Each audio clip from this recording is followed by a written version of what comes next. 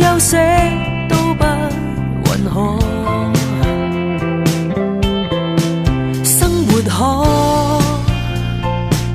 把爭執相翻起一載，無數天國不參賽，然而我卻發現回看，若你在旁還會嘈吵，有時也會哭泣某天，埋怨人生每年究竟身邊幾多偶然，然而就一天一天拉近彼此的靠倚，從旅途中有時有歲瑣的困擾，難以回首往事，卻更加覺醒都不緊要，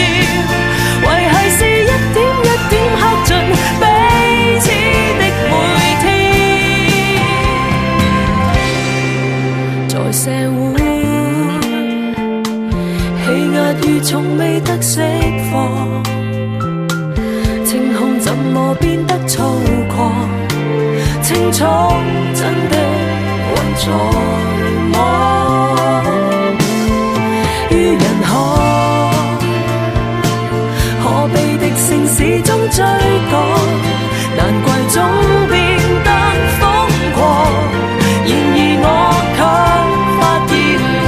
看，若你在旁還會嘈吵，有時也會哭泣某天，埋怨人生每年究竟身邊幾多糾結，然而就一天一天拉近彼此的靠倚，從旅途中有時有歲瑣的困擾，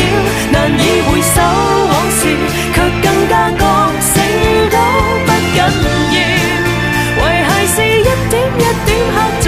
彼此的每天，妙妙。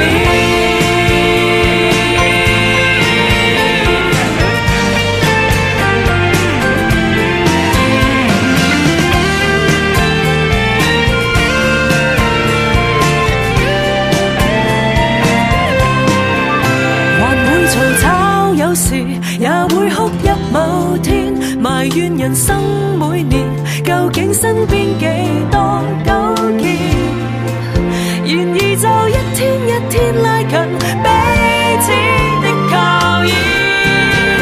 望到黃昏某年，察覺心底有點難似年輕